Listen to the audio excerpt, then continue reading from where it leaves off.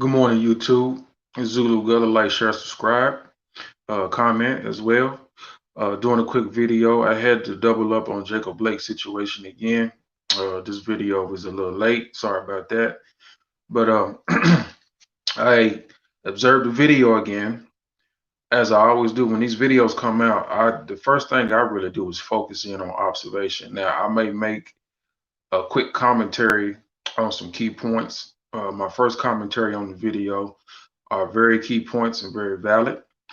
Now that I looked at this video again, I'm delving more into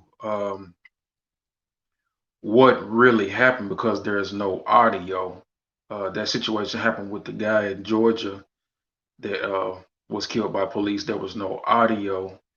And then when the audio came out after the fact, after the video, the audio gives you more information on how to make a better determination of what really happened. Um, so sometimes you see a video and you have no audio and you're missing something to really come to conclusion as to what really happened. So, the lacking thereof, one aspect of evidence is really critical in determining a matter. All right. So now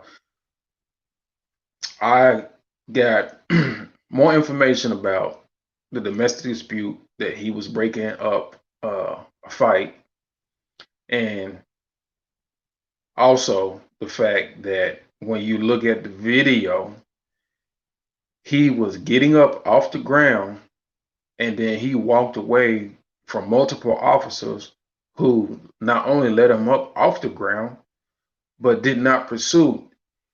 Once he gets to the side of the car where the side of the van where his van door is when he's pursued from behind by another officer who's arriving on the scene late and refuses to allow him to go about his way or whatever it is he's trying to do. Okay. So now that I find that very odd. See, I had noticed that in the beginning. When I first looked at the video, I said, okay, they let him off the ground. And I think I counted somewhere between three to four officers who he jerked away from, pulled his arm away from, and walked away from, and they didn't pursue. Then all of a sudden, this other officer comes out of nowhere and refuses to allow him to go about his business. Okay.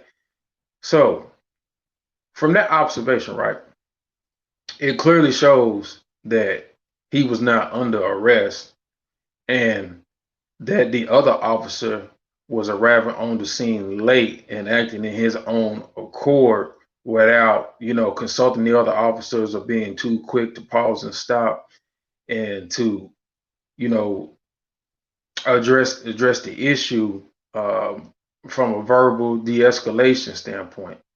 Now, we got to go back to the initial reason why they were there. They were there for a domestic dispute and he was breaking it up.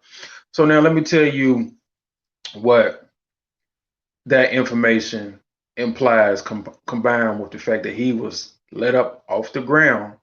Like the media said, he struggled with officers. But when you actually see it, yeah, he struggled, but he was let up off the ground. And then he walked away from multiple officers that reached out to him and they didn't pursue until this last one refused to not do as the other officers did.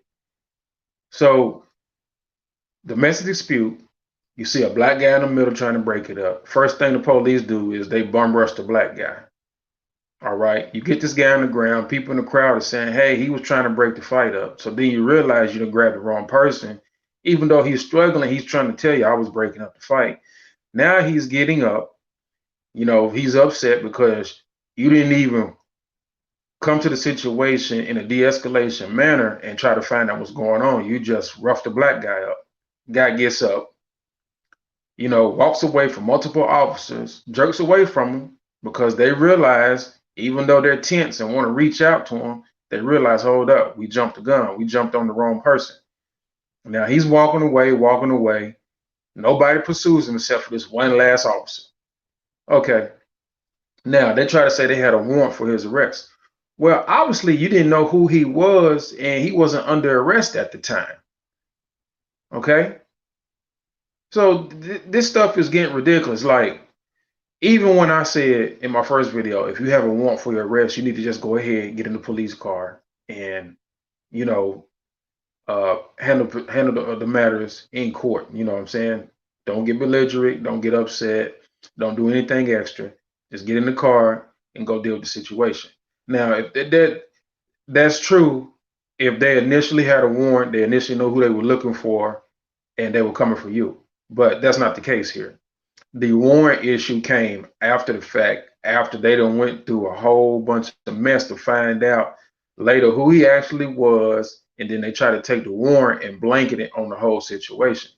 And see, that's the problem. It's like backdating. Okay, you can't do that. So here's the matter: the initial approach to the police and the initial handling and the timeliness of trying to find out what's going on, who, is the reason why this situation occurred. Okay. Now you can probably put race in it. I stay out of that. I just deal with the procedure.